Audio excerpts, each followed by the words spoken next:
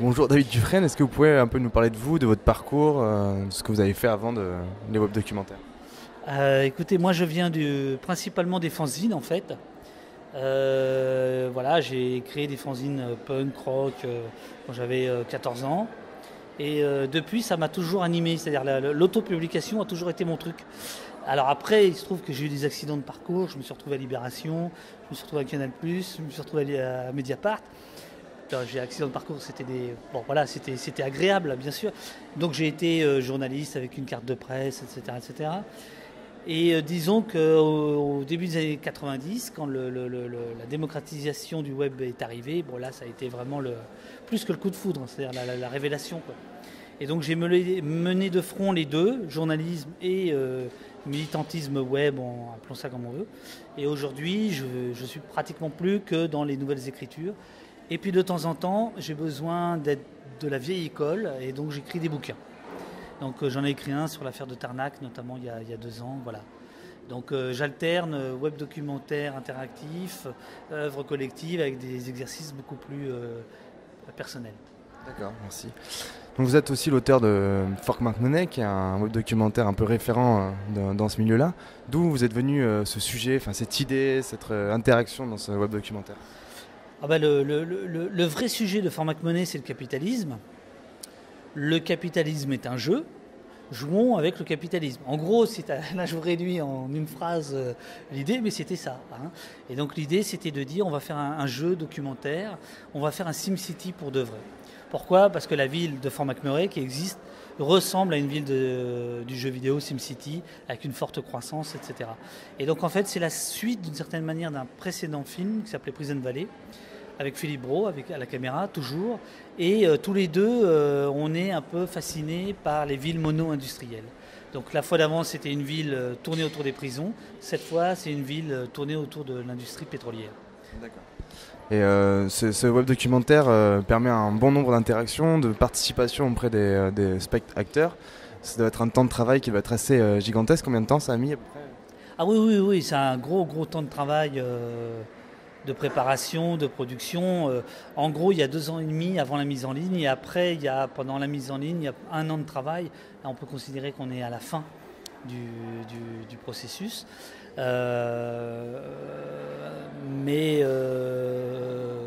Oui, c'est 2 ans et demi de travail avec une équipe qui variait. Je dirais qu'il y avait 5 personnes à plein temps, mais après, il y a 10-15 personnes qui ont travaillé dessus. Donc, c'est quand même un gros projet.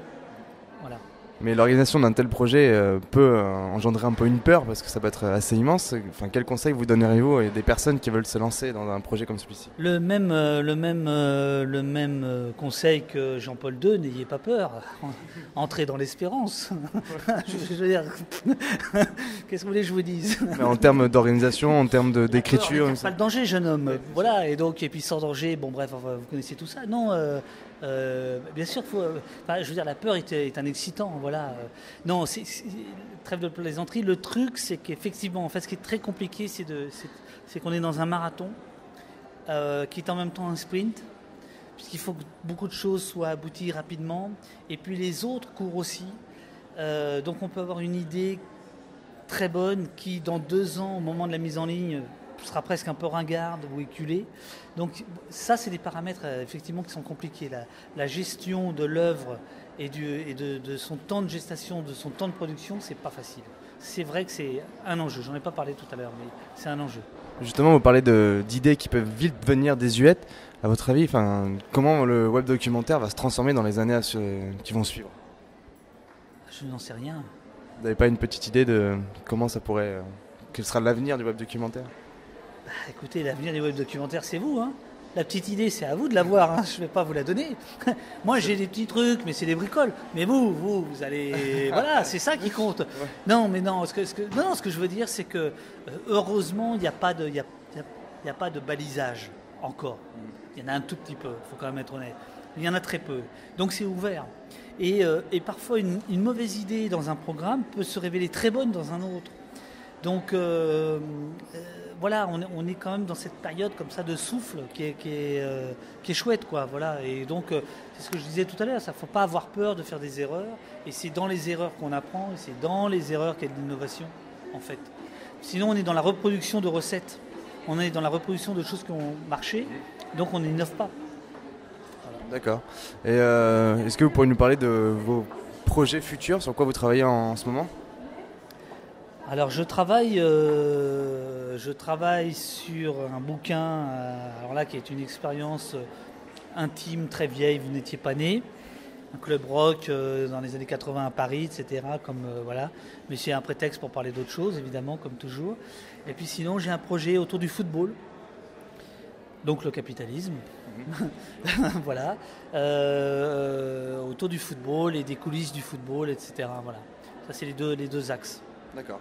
Très bien, merci beaucoup. Moi, j'ai une dernière question. Non, ce que je voulais demander, c'était, vous avez parlé de vos travaux sur la MIT. Oui. Moi, en tant qu'enseignant, je suis très curieux de ça, parce que j'enseigne la notion d'écriture, de comment on y arrive, trouver des méthodologies, mais en même temps laisser trouver chacun des étudiants sa propre méthodologie, parce que je crois qu'il n'y en a pas.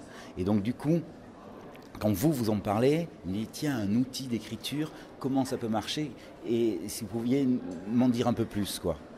Alors on est au tout début de nos recherches. L'idée, c'est vraiment pas d'écrire à la place du créateur, mais disons qu'en gros, le constat, c'est de dire, voilà, quand on est dans une écriture linéaire, un traitement de texte, c'est parfait, Word, c'est parfait.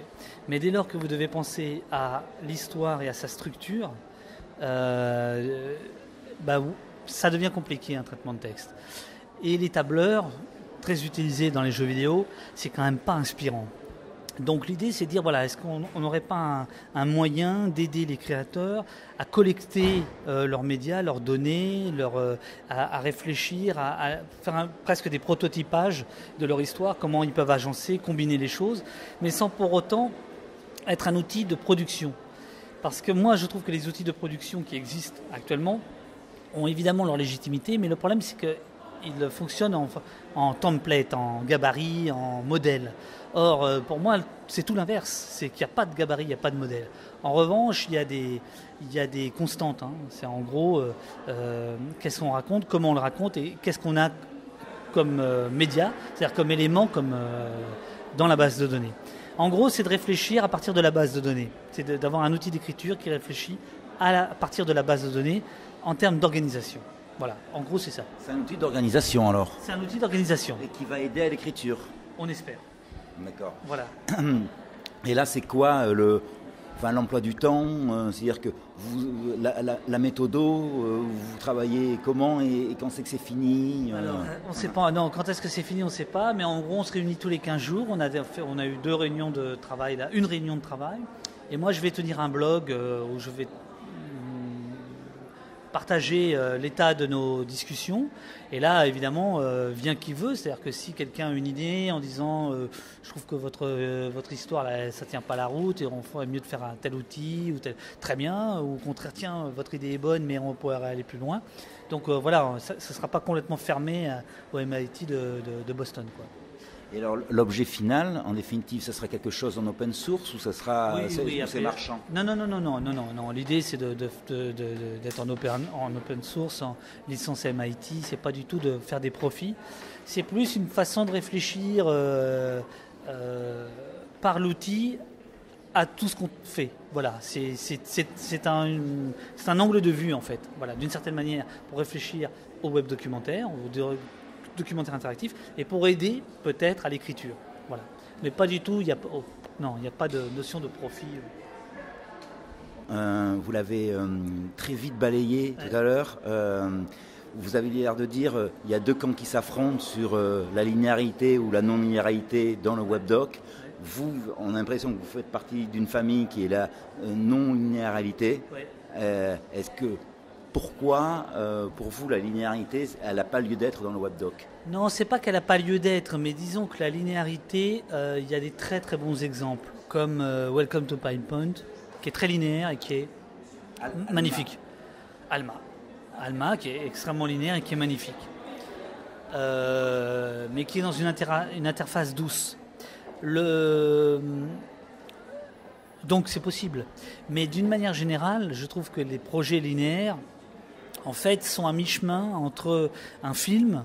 Ils n'ont pas la saveur d'un film, ils n'ont pas la tenue d'un film, et ils n'ont pas la folie d'un geste interactif total, si vous voulez. Donc en réalité, le linéaire interactif est très difficile. Et surtout, je trouve qu'on est un peu, dans mon nouveau pays, le Québec, on appelle ça la zone de confort, quoi. On est un peu dans une zone de confort. Et je le dis d'autant plus que notre précédent film, Prison Valley, était linéaire. Parce qu'on avait besoin de passer par ça pour sortir. Moi, je suis plus attiré par des gens qui proposent un univers, un monde dans lequel je déambule, qu'une histoire avec un point final. Voilà. Mais je ne dis pas que l'un est mieux que l'autre, hein. D'accord, il n'y a pas de jugement de valeur. Ah non, aucun. Ok. C'est bon ? Merci beaucoup, David Dufresne. Merci.